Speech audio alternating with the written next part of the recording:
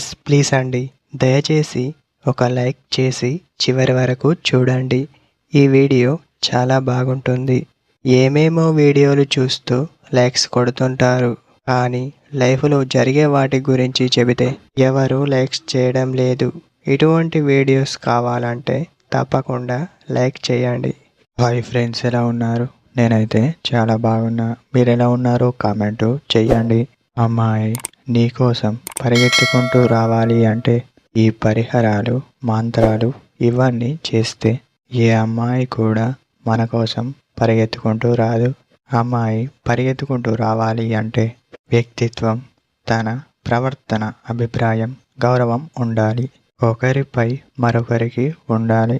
అప్పుడే అమ్మాయి నీ గురించి ఆలోచించడం జరుగుతుంది. మీరు తనపై కేరింగ్ అనేది చూపాలి.